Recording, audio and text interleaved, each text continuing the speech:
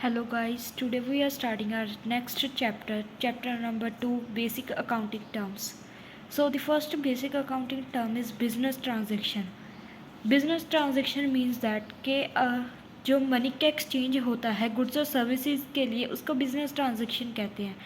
Business transaction को ही हम financial transaction कहते हैं, जिससे हमारी अकाउंटिंग प्रोसेस स्टार्ट होती है। करेक्टरिस्टिक्स क्या होते हैं बिजनेस ट्रांजेक्शन्स के? एक तो इसकी फाइनेंशियल वैल्यू होती है, मतलब कि ये मनी की टर्म्स में वैल्यू होती है। उसके बाद आता है ये एक सोर्स है डॉक्यूमेंट का, जिससे हमें इंफॉर्मेशन मिलती है।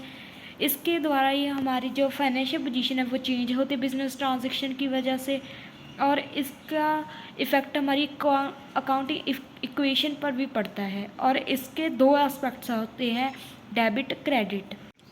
नेक्स्ट हमारी टर्म है अकाउंट। अकाउंट एक हेड होता है जिसमें हम ट्रांजेक्शन्स रिकॉर्ड करते हैं, जिसमें हम दोनों ही ट्रांजेक्शन्स, कैश भी और क्रेडिट भी, दोनों ट्रांजेक्शन्स को रिकॉर्ड करते हैं। जैसे कि उसका एक पर्टिकुलर हेड होता है जिसमें हम कोई पर्टिकुलर चीज़ें अकाउंट बनाते हैं, जैसे कि हम एसेट अकाउंट, लाइबिलिटीज़ बनाते हैं। वो एक पर्टिकुलर हेड है और ये हमें ये भी बताता है कि कौन सी चीज़ डेबिट होगी, कौन सी चीज़ क्रेडिट होगी। उसके बाद आता है कैपिटल। कैपिटल वो अमाउंट होती है मनी की जो एक प्रोप्राइटर या फिर ओनर इन्वेस्ट करता है बिजनेस को स्टार्ट करने के लिए। हम कैपिटल को ओनर्स इक्विटी और नेटवर्थ भी कह सकते हैं। हमारी जो कैपिटल है वो हमेशा assets less than outside liabilities के इक्वल होगी। उसके बाद आते हैं ड्राइंग्स। ड्राइंग्स वो अमाउंट होती है जो प्रोप्राइटर और ओनर विड्रॉ कराता है बिजनेस के से अपने पर्सनल यूज़ के लिए।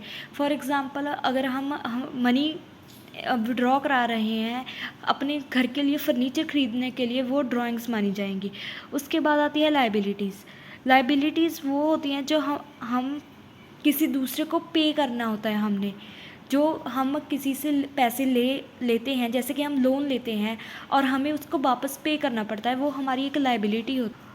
और उसके बाद आता है हमारी लाइबिलिटीज़ होती हैं जो वो दो तरीके की होती हैं, इंटरनल लाइबिलिटी और एक्सटर्नल लाइबिलिटी। इंटरनल लाइबिलिटी होती है जो ओनर के लिए होती है, जो ओनर लेता है, जैसे कि कैपिटल और बैंक लोन, क्रेडिटर्स, ये सभी ओनर के लिए होती हैं, ये ओनर लेता है अपने आप से।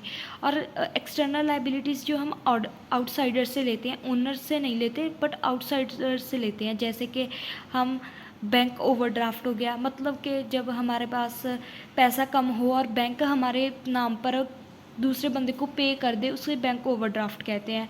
और लॉन्ग टर्म बोरिंग्स, जो हम बहुत बड़े बड़े लोन कराते हैं, उसको भी हम एक्सटर्नल लाइबिलिटी कहते हैं। और हमारी लाइबिलिटी है वो दो तरीके की और होती है, नॉन करंट लाइबिलिटी और करंट लाइबिलिटीज़। इसकी हम बात आगे अगले चैप्टर्स में करेंगे। और आगे आती है हमारी नॉन करंट लाइबिलिटी और करंट लाइबिलिटीज़। जो नॉन करंट लाइबिलिटीज़ होती हैं वो 12 मंथ के बाद हमें पे करनी पड़ती है, और जो करंट लाइबिलिटीज़ होती हैं वो हमें 12 मंथ के विदिन ही पे करनी पड़ती है। जैसे कि हमें रेंट होता है वो हमारी करंट लाइबिलिटी होती है, और जो हम लोन लेते हैं वो नॉन करंट होता है। उसके बाद आते हैं एसेट्स। एसेट्स एक इकोनॉमिक रिसोर्स होती है जो हमें बेनिफिट देती है फ्यूचर में, और जो प्रॉपर्टी ओनर के द्वारा ओन की जाए उसको हम एसेट्स कहते हैं। एसेट्स के कुछ करेक्टरिस्टिक्स होते हैं, जैसे कि ये हमें दिखाता है कि बिजनेस क्या क्या ओन कर रहा है। ये दो तरीके के हो सकते हैं, टेंजिबल एसेट्स और इंटेंजिबल एसेट्स। वो उनकी एक स्पेसिफिक वैल्यू भी होती है जो हम मनी की टर्म्स में वैल्यू कर सकते हैं। और उसके बाद आता है इसकी 3 कैटेगरीज। पहली है करंट एसेट्स, दूसरी है नॉन करंट एसेट्स, तीसरी है फैक्टिशियस एसेट्स। जो नॉन करंट एसेट्स होते हैं वो रीसेल के लिए नहीं होते, वो हमेशा ओनर के पास ही रहते हैं, वो रीसेल नहीं कर सकते हम।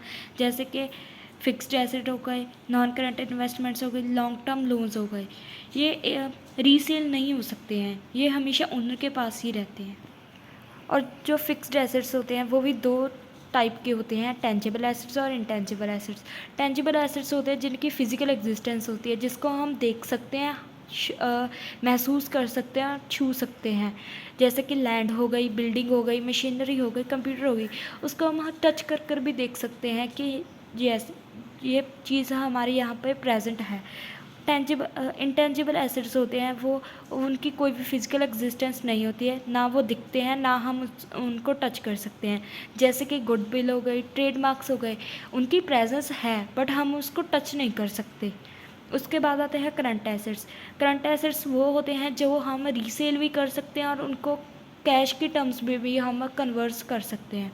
जो जैसे कि हमने गुड्स रीसेल कर दी जो हमने परचेज़ की थी और उससे प्रॉफिट कमा लिया, ये हमारे करंट एसेट्स हो गए।